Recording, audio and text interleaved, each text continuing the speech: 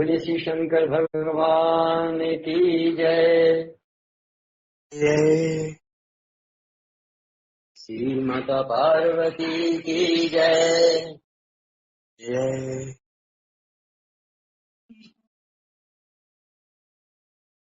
श्री जगत जननी माँ भगवानी दुर्गा महारानी की जय। जय। भगवान वेद व्यास की जय।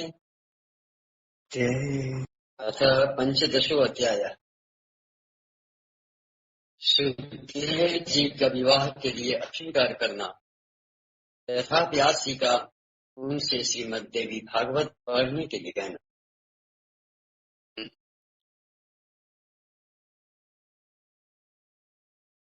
श्री सुखदेव जी,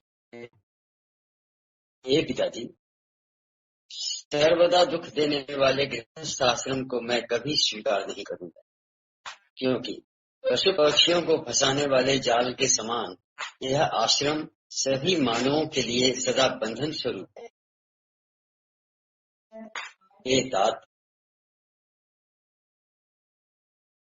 धन धान्य की चिंता में व्याकुल लोगों के लिए सुख कहाँ दिखाई पड़ता है। निर्धन और लोभ के वशीभूत मनुष्य अपने ही परिवार जनों द्वारा सर्वदा कष्ट पाते रहते हैं। इंद्र भी वैसे सुखी नहीं रहते जैसा एक सुखी निष्क्रिय इच्छुक रहता है। तब भला इस संसार में तीनों लोगों का वैभव पाकर भी दूसरा कौन सुखी रह सकता है। किसी तपस्वी को तप करते हुए देखकर स्वर्ग लोक के स्वामी इंद्र भी चिंतित होते हैं और उसके तप में अनेक प्रकार के विघ्न करने लगते हैं। ब्रह्मा भी सुखी नहीं और मनोरम लक्ष्मी को पाकर विष्णु भी सुखी नहीं। उन्हें भी दैत्यों के साथ युद्ध के द्वारा निरंतर कष्ट सहन करने पड़ते हैं। उन ऐश्वर्यशाली रमापति विष्णु को भी सुख प्राप्ति के लिए अनेक प्रयत्न करने पड़ते हैं और कठोर तपस्या करनी पड़ती है। इस संसार में किसको बहुत सुख है। भगवान शंकर भी सदैव दुखी रहते, ऐसा मैं जानता हूँ, क्योंकि वे सदैव तपस्या करते हुए भी दैत्यों से युद्ध करते रहते हैं। हे तात, जब धनवान होते हुए भी लोभी मनुष्य कभी भी सुख पूर्वक सो नहीं पाता, तब भला निर्धन मनुष्य कैसे सुख पा सकता है। इसीलिए हे महाभाग, यह जानते हुए भी आप अपने तेज से उत्पन्न पुत्र को दुखदायक तथा महाभयानक संसार में क्यों लगाए।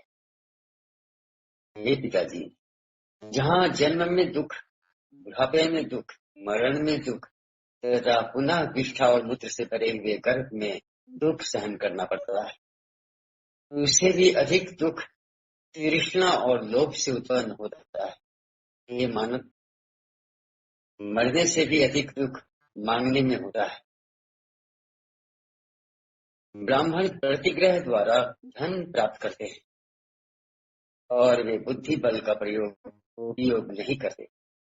दूसरे के भरोसे पर रहना परम दुष्कर तथा वह अहर्निश मृत्यु के समान होता है। सभी वेद शास्त्रों का भली भांति अध्ययन करके भी विद्वानों को धनिकों के पास जाकर सब प्रकार से उनकी प्रशंसा करनी पड़ती है। केवल पेट के लिए कोई चिंता की बात नहीं, उसे तो केवल पत्र, फल एवं कंद मूल आदि से किसी भी प्रकार संतुष्टि पूर्वक भरा जा सकता है। हे पिताजी, भार्या, पुत्र, पौत्र इत्यादि बड़े कुटुंब के पालन में तो अनेक कष्ट सहने पड़ते हैं। ऐसी दशा में गृहस्थ को सुख कहाँ। इसलिए हे तात, मुझे सुखदायी ज्ञान शास्त्र और योग शास्त्र का उपदेश कीजिए। संपूर्ण कर्म कांड में मेरा मन में कभी नहीं लगता, अतः कर्म क्षय का कोई उपाय बताइए जिससे संचित प्रारब्ध एवं क्रियमाण तीनों प्रकार के कर्म फल नष्ट हो जाए।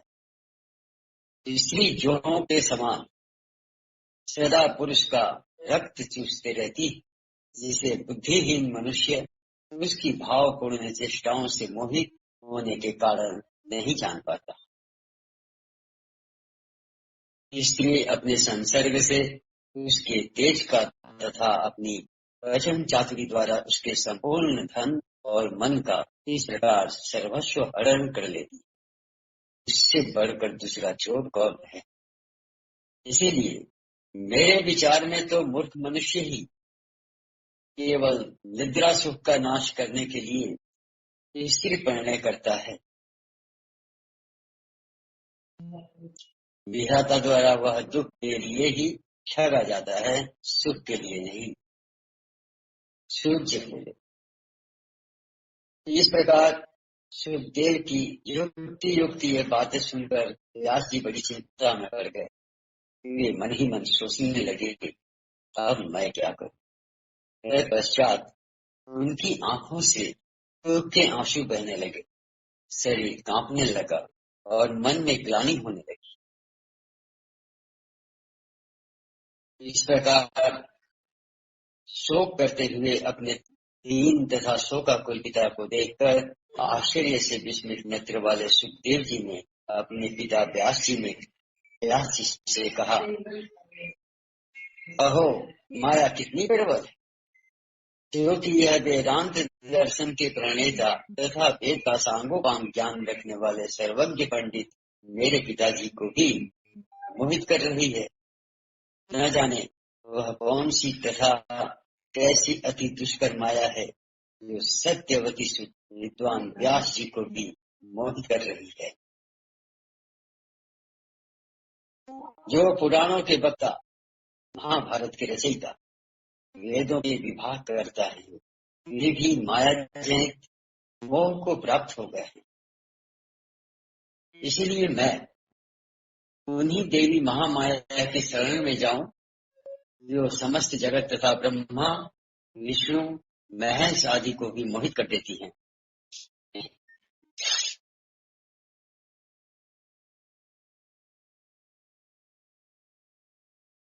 अब दूसरों की बात ही क्या है। इन तीनों लोकों में कौन ऐसा है जो माया से मोहित न होता। उस माया ने तो ब्रह्मा आदि देवताओं को भी पूर्व काल में मोहित कर दिया था। अहो उन भगवती जगदम्बा के द्वारा रचित माया का बल तथा पराक्रम महान आश्चर्यजनक है। उन्होंने अपनी माया के प्रभाव से ही सर्वज्ञ और सर्वांतर्यामी ईश्वर को भी अपने वश में कर रखा है। पौराणिकों द्वारा कहा गया है कि व्यास जी भगवान विष्णु के अंश से उत्पन्न हुए, तथापि वे आज शोक सागर में इस प्रकार डूब रहे हैं जैसे समुद्र में भग्न जलयान वाला बर्फ। आज वे भी माया के वशीभूत होकर एक साधारण व्यक्ति के समान आंसू बहा रहे हैं। ओहो माया बड़ी प्रबल है, जिसे बड़े बड़े विद्वान भी नहीं त्याग पाते। व्यास कौन है, मैं कौन हूँ, यह संसार क्या वस्तु है और यह कैसा भ्रम है। इस 5 भौतिक शरीर में पिता पुत्र की भावना कहाँ से आई। यह माया अतीव प्रबल है, जो मायावियों को भी मोहित कर देती है, जिसके वशीभूत होकर यहाँ द्वेष कृष्ण द्वैपायन की रुदन कर रहे हैं। सूर्य बोले, सब कारणों की एकमात्र कारण, सब देवताओं की जननी तथा ब्रह्मा आदि देवताओं की भी स्वामिनी आदिशक्ति भगवती को मन से स्मरण करके शोक सागर में डूबे हुए अपने दुखी पिता श्री व्यास जी से अरणि पुत्र सुखदेव जी ने इस प्रकार नीति युक्त वचन कहा। हे पराशर नंदन, हे महाभाग, आप तो स्वयं सब लोगों को ज्ञान देने वाले हैं, तब हे स्वामी आप ऐसा शोक क्यों करते हैं? ऐसा कोई अद्य साधारण व्यक्ति करता है? हे महाभाग, इस समय मैं आपका पुत्र हूँ, परंतु यह कौन जानता है कि पूर्व जन्म में मैं कौन था और आप कौन थे। यह संसार तो महात्माओं के लिए एक क्रम मात्र है। अतएव आप धैर्य रखें, विवेक धारण करें, ऐसा मन में खेद न करें। ये महामते, इससे मोह जाल समझकर आप शोक का परित्याग करें। भूख भोजन से मिटती, पुत्र के देखने से नहीं। प्यास भी जल पीने से मिटती है, केवल पुत्र दर्शन से नहीं। उसी प्रकार सुगंधित पदार्थ से नाक को तथा अच्छी बातों से कानों को एवं स्त्री से विशेष सुख का आनंद मिलता है। मैं आपका पुत्र हूँ, बताइए मैं आपके लिए क्या करूं। इसी समय अजिगर्त नामक ब्राह्मण ने धन लेकर अपने पुत्र श्रीनाशेप को यज्ञ पशु के रूप में राजा हरिश्चंद्र के हाथों बेच दिया था। सुख का साधन केवल धन ही है, धन ही सुख की राशि है। अतः यदि आपको लोभ न हो तो धन का संचय कीजिए। मैं आपका पुत्र हूँ, अतः आपके सुख के लिए मैं क्या करूं। हे महामते, आप दैवज्ञ हैं, अतः हे मुने, आप मुझे अपनी बुद्धि से ऐसा ज्ञान दीजिए जिससे मैं गर्भवास जनित महान भय से मुक्त हो जाऊं। हे पवित्र आत्मा, इस कर्म भूमि में मनुष्य जन्म अति दुर्लभ है। उसमें भी उत्तम कुल में ब्राह्मण का जन्म और भी दुर्लभ है। मैं आबद्ध हूँ, यह बुद्धि मेरे चित्त से नहीं हटती। संसार के वासना जाल में यह विरोधतर बढ़ती है, कोई बसती ही जाती है।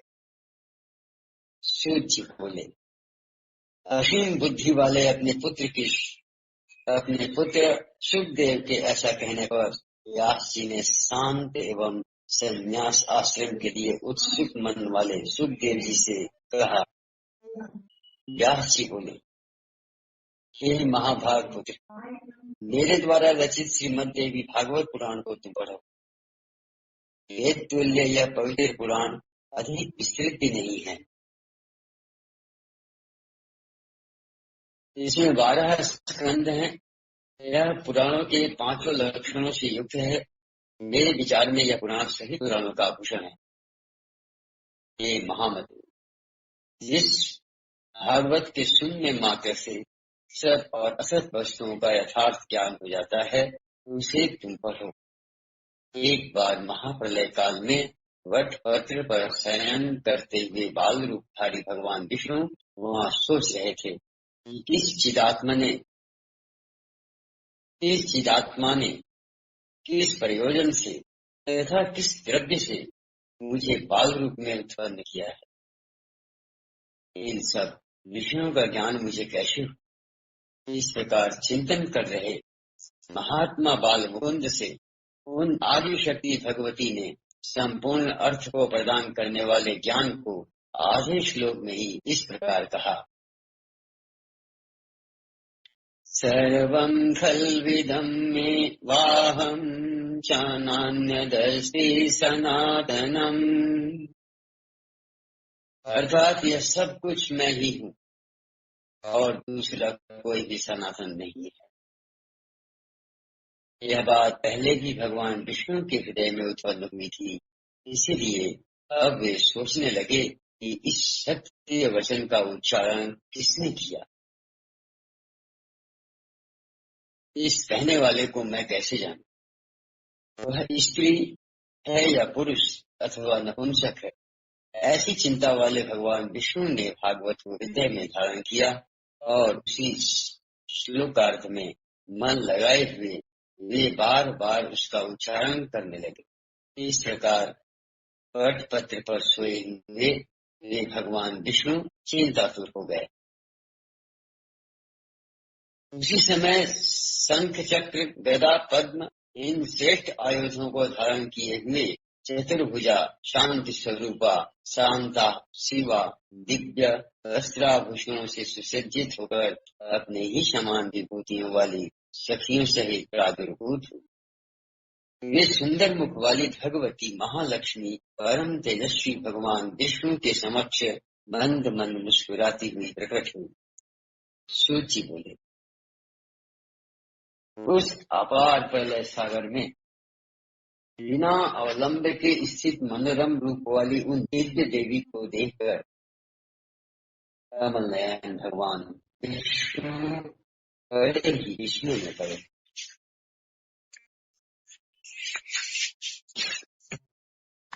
वहाँ रति, भूति, बुद्धि, मति, कीर्ति, स्मृति, धृति, श्रद्धा, मेधा, श्रद्धा, स्वाहा, क्षुधा, निद्रा, दया, गति, तुष्टि, पुष्टि, क्षमा, लज्जा, जिह्वा, चंद्रा, ये शक्तियाँ अलग अलग रूप में उन महादेवी के समीप सभी ओर खड़ी थी।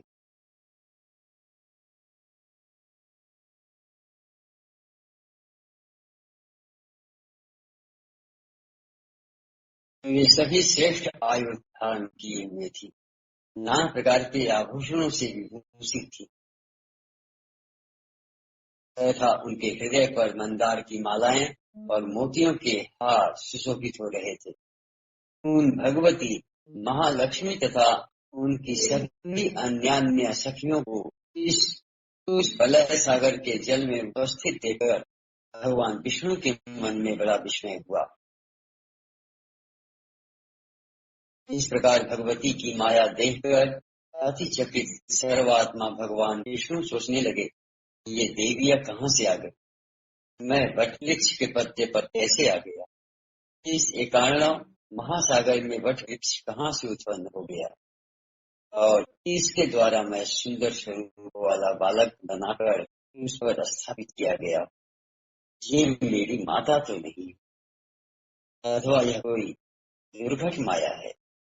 किसने और किस कारण से मुझे इस समय दर्शन दिए।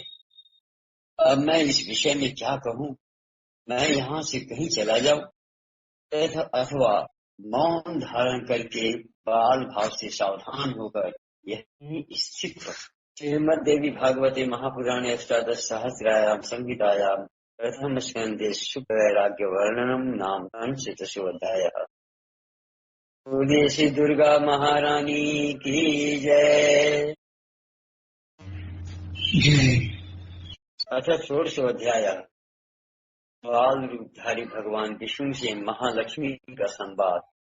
व्यास जी का सुखदेव जी से देवी भागवत प्राप्ति की परंपरा बताना तथा सुखदेव जी का मिथिला जाने का निश्चय करना। व्यास जी बोले, इस प्रकार पत्र पर सोए हुए उन भगवान विष्णु को आश्चर्यचकित देखकर मंद मुस्कान करती हुई देवी ने यह वचन कहा, विष्णु आप विस्मय में क्यों पड़े हैं? आप उस महाशक्ति की माया से पूर्व काल में भी सृष्टि की उत्पत्ति तथा प्रलय होने पर इसी प्रकार बार बार जन्म लेकर मुझे भूलते रहे हैं। वे पराशक्ति निर्गुणा है, मैं और आप तो सगुण हैं। जो सात्विक की शक्ति है उससे आप मेरी ही शक्ति समझिए। आपके नाभि कमल से प्रजापति ब्रह्मा उत्पन्न होंगे, वे ही रजोगुण से युक्त होकर समस्त ब्रह्मांड की सृष्टि करेंगे। वे ब्रह्मा ही तपोबल का आश्रय लेकर श्रेष्ठ शक्ति प्राप्त करके रजोगुण के द्वारा त्रिभुवन को लाल वर्ण का करेंगे। गुणों सहित पृथ्वी, जल, अग्नि, आकाश और वायु, इन पांचों महाभूतों की एवं मन के साथ इंद्रियों तथा उनके अधिष्ठात्री देवताओं की रचना करके वे बुद्धिमान ब्रह्मा जी जगत की सृष्टि करेंगे। इसी कारण वे कर्ता कहे जाएंगे और आप इस विश्व के पालक होंगे।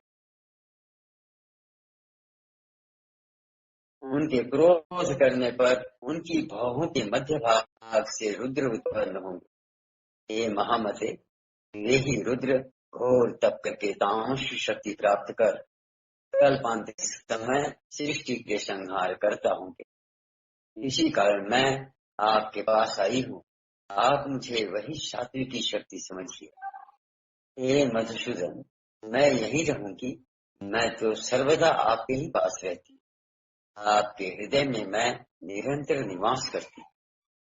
विष्णु बोले, हे देवी, हे वरारोहे, कुछ समय पूर्व मैंने अस्पष्ट अक्षरों वाला जो आधा श्लोक सुना, वह परम कल्याणप्रद तथा रहस्यमय वाक्य किसने कहा था? हे वरारोहे, यह मुझे शीघ्र बताइए। हे सुमुखी, इस विषय में मुझे महती शंका है। जिस प्रकार निर्धन पुरुष धन की चिंता करता रहता है, उसी प्रकार मैं उसका बार बार स्मरण किया करता। व्यास जी बोले,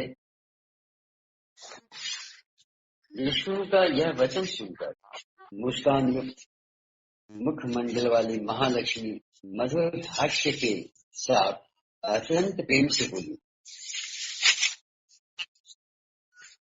महालक्ष्मी बोली, हे शौर्य, मेरी बात सुनिए।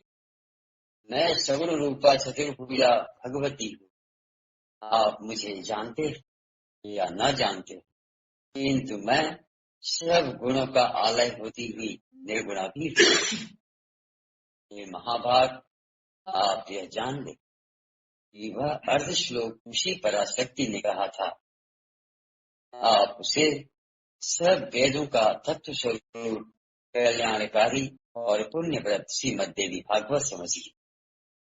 ये शत्रुमर्दन, ये शुभ्रत, मैं भगवती की परम कृपा मानती, जिसने ऐसा गुप्त एवं परम रहस्यमय मंत्र आपके कल्याण के लिए कहा है। आप इसे सर्वदा चित्त में रखिए और कभी भी इसे विस्मृत न कीजिए। यह सब शास्त्रों का सार है तथा महाविद्या के द्वारा प्रकाशित किया गया है।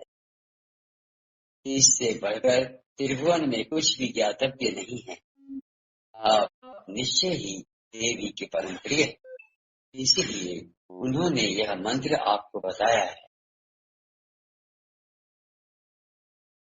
व्यास जी बोले, महादेवी लक्ष्मी के इस वचन को सुनकर चतुर्भुज भगवान विष्णु ने इसे सर्वश्रेष्ठ मंत्र समझकर सदा के लिए हृदय में धारण कर दिया। कुछ दिनों के बाद उनके नाभि कमल से उत्पन्न ब्रह्मा जी दैत्यों के भय से डरकर भगवान विष्णु की शरण में गए। तब वे भगवान विष्णु भयंकर युद्ध करके मधुकैटभ का वध कर उस विशद अक्षरों वाले श्लोकार्थ रूप मंत्र का जप करने लगे।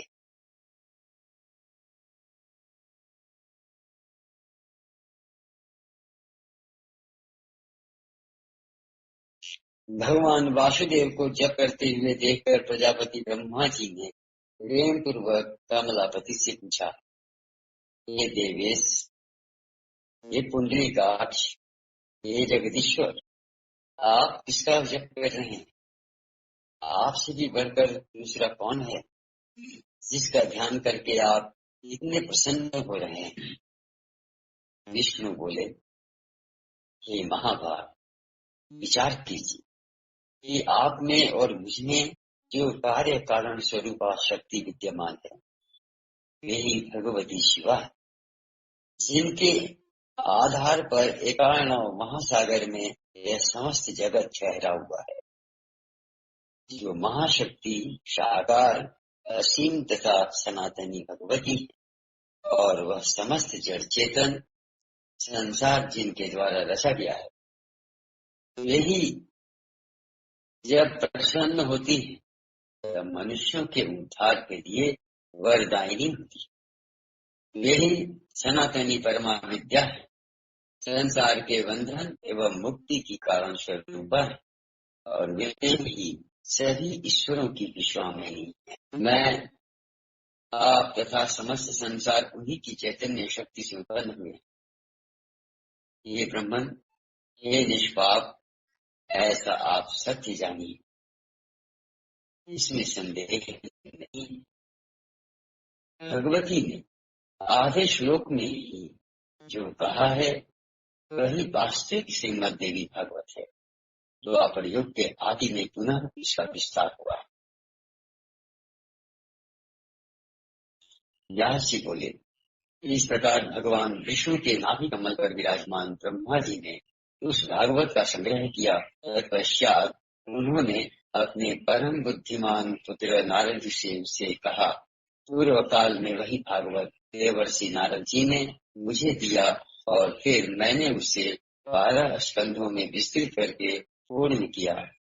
ये महाभाग वेद तुल्य 5 लक्षणों से युक्त तथा भगवती के उत्तम चरित्रों से ओतप्रोत इस श्रीमद देवी भागवत पुराण को पढ़ो। तत्व ज्ञान के रस से परिपूर्ण, वेदार्थ के द्वारा उपब्रह्मित और धर्म शास्त्र के समान पुण्यप्रद, और यह भागवत सभी पुराणों में श्रेष्ठतम है। यह वृत्रासुर वध के कथन से युक्त विविध आख्यानोपाख्यानों से संबंधित ब्रह्म विद्या का निधान एवं भाव सागर से पार करने वाला है। अतः हे महाभाग, तुम उस भागवत को अवश्य पढ़ो। तुम अत्यंत बुद्धिमान और योग्य हो। ये नरश्रेष्ठ, यह श्रीमद देवी भागवत नामक पुराण पुण्यप्रद है। तुम इसके 18,000 श्लोकों को हृदयंगम कर लो। यह पुराण पाठ तथा श्रवण करने वालों के लिए अज्ञान का नाश करने वाला, दिव्य ज्ञान रूपी सूर्य का बोध कराने वाला, सुखप्रद, शांतिदायक, धन्य, दीर्घ आयु प्रदान करने वाला, कल्याणकारी तथा पुत्र पौत्र की वृद्धि करने वाला है। लोम हर्षण से उत्पन्न मेरे शिष्य ये धर्मात्मा सूची भी तुम्हारे साथ इस शुभ पुराण संहिता का अध्ययन करेंगे। शिव जी बोले, हे मुनियों, व्यास जी ने मुझसे और अपने पुत्र से इस प्रकार कहा था। तब मैंने उस संपूर्ण विस्तृत पुराण संहिता को विधिवत पढ़ा था। उस समय भागवत पुराण का अध्ययन करके सुखदेव जी व्यास जी के पवित्र आश्रम में ही रहने लगे, परंतु दूसरे ब्रह्मा पुत्र नारद की उन धर्मात्मा को वहां शांति न मिल सकी। एकांत में रहने वाले तथा व्याकुल चित्त वे उदासीन की भांति दिखाई पड़ते थे। न वे अधिक भोजन करते थे और न उपवास पूर्वक ही रहते थे। इस प्रकार अपने पुत्र सुखदेव को चिंतित देखकर व्यास जी बोले, हे पुत्र, तुम क्या चिंता करते रहते हो? हे मानव, तुम किस लिए व्याकुल रहते हो?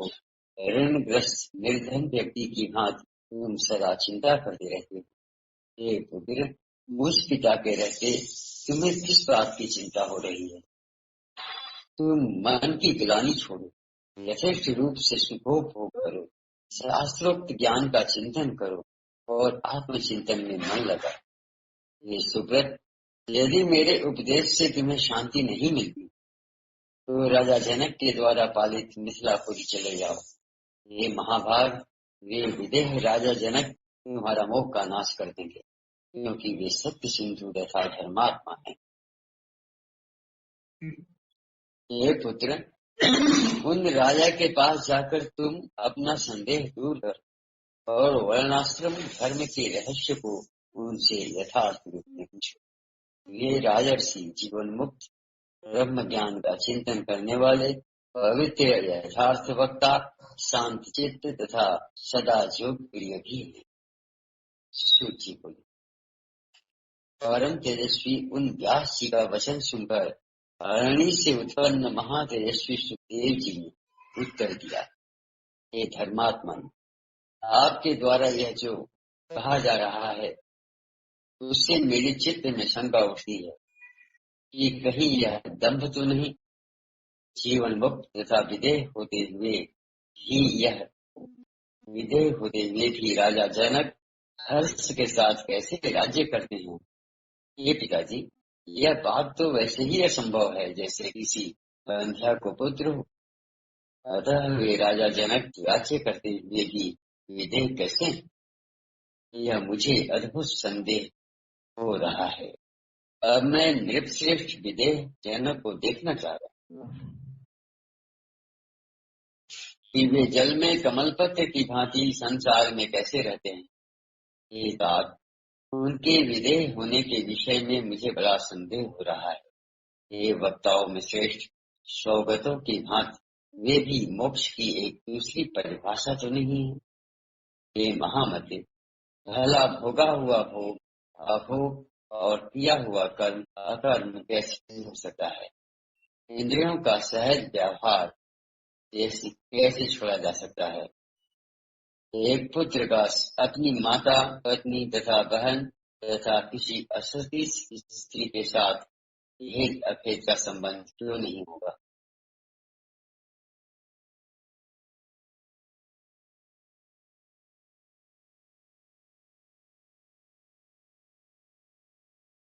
और ऐसा होने पर जीवन मुक्तता कैसी होगी?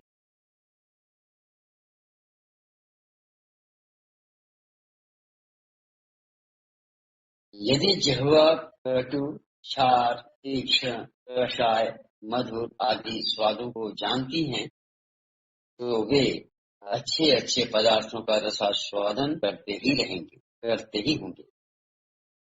यदि शीत उष्ण सुख दुख का परिज्ञान तुम्हें ज्ञात हो, उन्हें होता होगा, तो भला यह मुक्तता कैसी?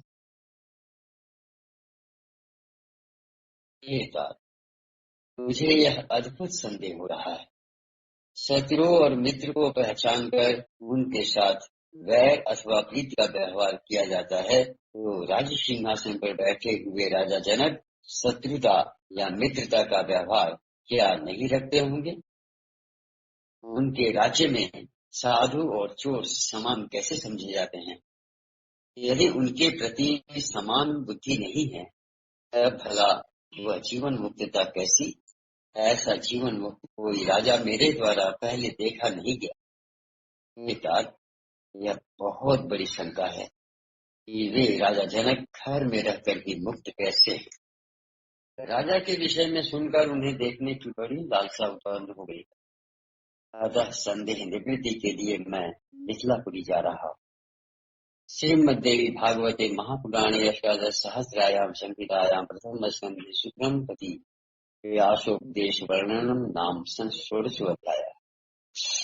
बोलिए श्री शंकर भगवान की जय।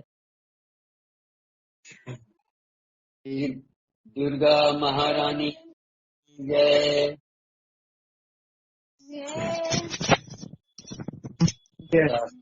अध्याय। सुखदेव जी का राजा जनक से मिलने के लिए मिथिलापुरी को प्रस्थान तथा राजभवन में प्रवेश। सूत जी बोले, हे मुनियों, पिता से यह कहकर महात्मा पुत्र सुखदेव जी उनके चरणों पर गिर पड़े तथा हाथ जोड़कर चलने की इच्छा से बोले, ये महाभाग, अब आपसे आज्ञा चाहता हूँ। मुझे आपका वचन स्वीकार्य है, अतः मैं महाराज जनक द्वारा पालित मिथिलापुरी देखना चाहता हूँ। राजा जनक दंड दिए बिना ही कैसे राज्य चलाते हैं, क्योंकि यदि दंड का भय प्रजाओं को न हो तो लोग धर्म का पालन नहीं करेंगे। मनु आदि के द्वारा धर्माचरण का मूल कारण सदा दंड विधान ही रहा गया है। इस राजधर्म का निर्वाह बिना दंड के कैसे हो सकेगा? ये पिताजी, इस विषय में मुझे महान संदेह है। ये महाभाग, यह बात वैसे ही अनर्गल प्रतीत होती है जैसे कोई कहे कि मेरी यह माता बंध्या है। ये परंतप अब मैं आपसे अनुमति लेता हूँ और यहाँ से जा रहा हूँ। सूत जी बोले, इस प्रकार सुखदेव जी को जनकपुर में जाने की इच्छुक देखकर व्यास जी ने अपने ज्ञानी एवं निष्क्रिय पुत्र का दृढ़ आलिंगन करके कहा, व्यास बोले, हे महामते, हे पुत्र, तुम्हारा कल्याण हो। हे श्री, तुम दीर्घायु हो। हे तात, तुम मुझे यह सत्य वचन देकर सुख पूर्वक जाओ। यहाँ से जाकर मेरे इस उत्तम आश्रम में पुनः आओगे।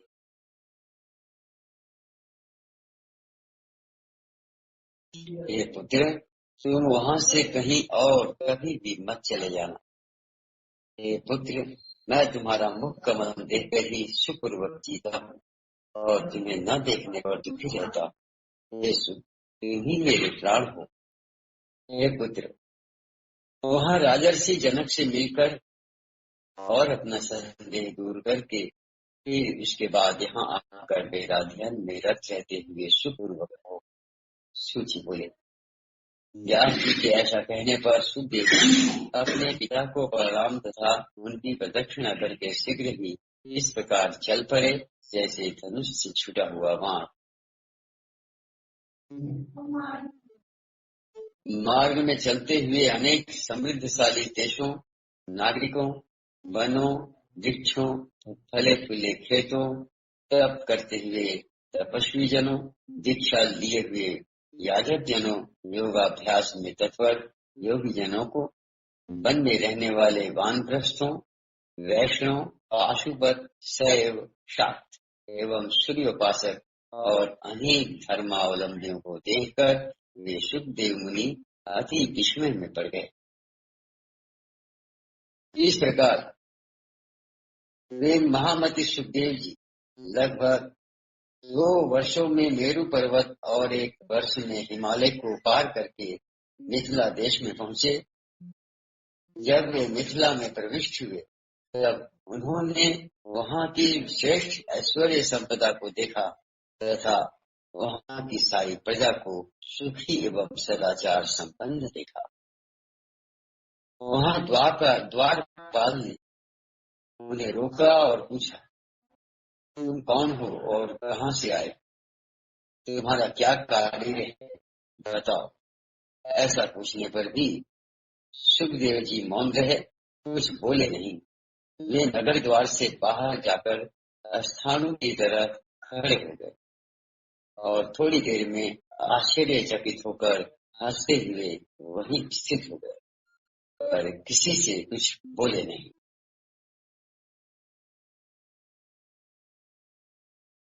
द्वारपाल ने पूछा, हे ब्राह्मण,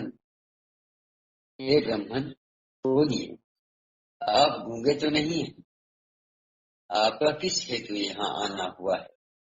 मेरे विचार में तो कोई कहीं भी निष्प्रयोजन नहीं जाता। हे विप्र, इस नगर में राजा की आज्ञा पाकर ही कोई प्रवेश कर सकता है। अज्ञात कुल तथा शील वाले व्यक्ति का प्रवेश यहाँ कदापि नहीं होता। ये मानव, आप निश्चय ही तेजस्वी एवं वेदवेत्ता ब्राह्मण प्रतीत हो रहे हैं, इसलिए आप अपने कुल तथा प्रयोजन के विषय में कुछ बता दें और फिर अपने इच्छानुसार चले जाएं।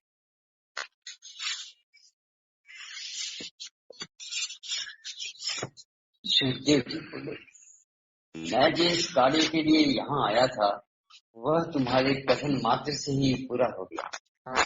मैं विदेह नगर देखने आया था, परंतु यहाँ तो प्रवेश ही दुर्लभ।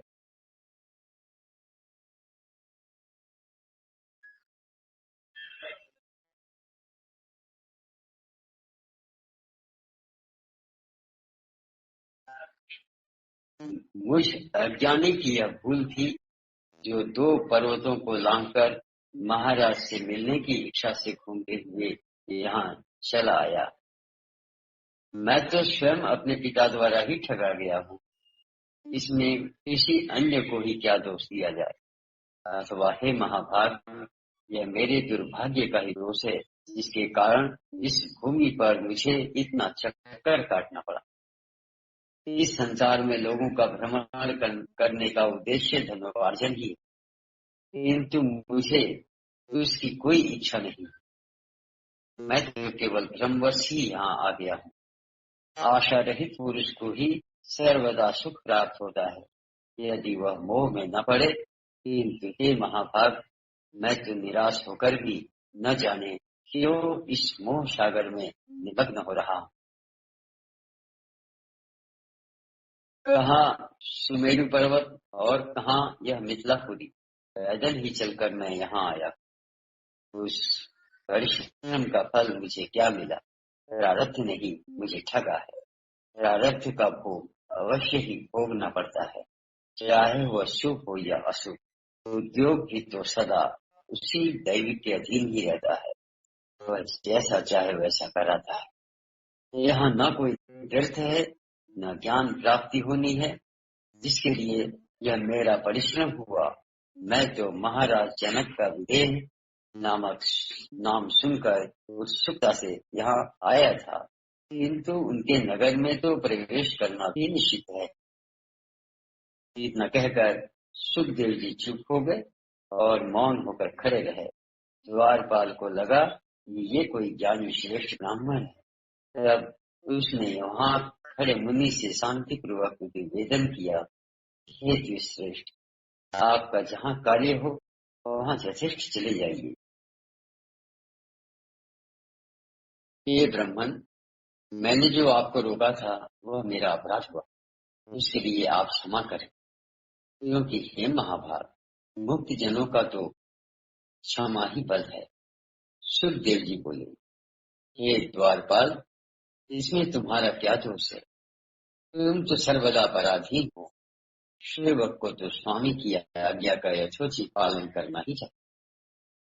तुमने मुझे जो रोका, इसमें राजा का भी कोई दोष नहीं, क्योंकि बुद्धिमानों को चोर और शत्रुओं का सम्यक ज्ञान रखना चाहिए। यह सर्वथा मेरा ही दोष है जो मैं यहाँ आ गया बिना बुलाए। दूसरे के घर जाना लघुता का कारण होता है। द्वारपाल ने कहा, हे विप्र, सुख क्या है, दुख क्या है?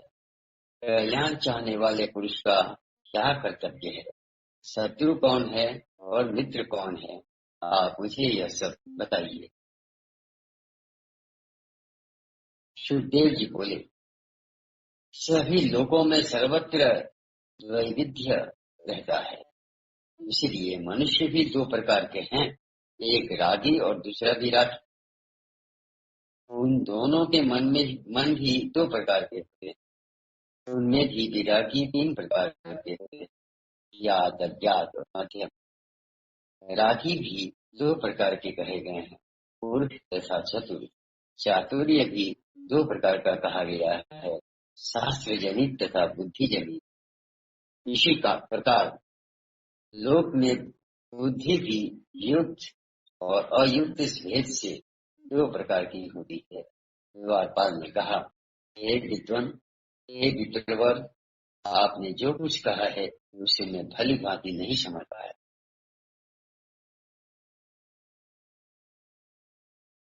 अतएव हे श्रेष्ठ, आप फिर से विस्तार पूर्वक इस विषय को यथार्थ रूप से समझाइए। सुखदेव जी बोले,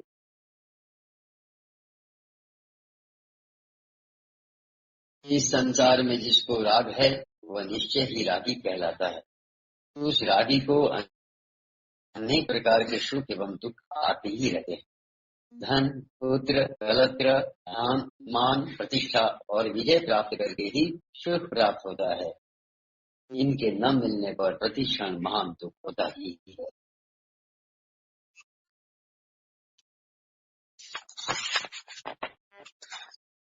अतः जैसे सुख प्राप्त हो सके वैसा उपाय करना चाहिए और सुख के साधन का संग्रह करना चाहिए। जो उस सुख में विघ्न डाले उसे शत्रु समझना चाहिए।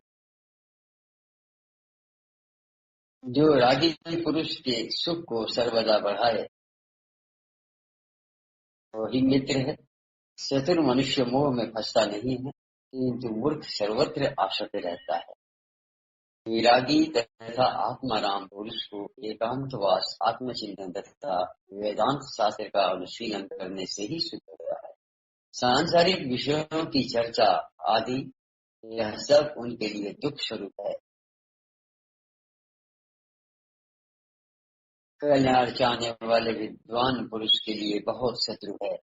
काम, क्रोध, प्रमाद आदि अनेक प्रकार के शत्रु बताए गए, किंतु व्यक्ति का सच्चा बंधु तो एकमात्र संतोषी, तीनों लोकों में दूसरा कोई भी नहीं है। सूची बोले, सुखदेव जी की बात सुनकर उन्हें ज्ञानी भी समझकर उसने सुखदेव जी को एक अत्यंत रमणीय कक्ष से प्रवेश कराया।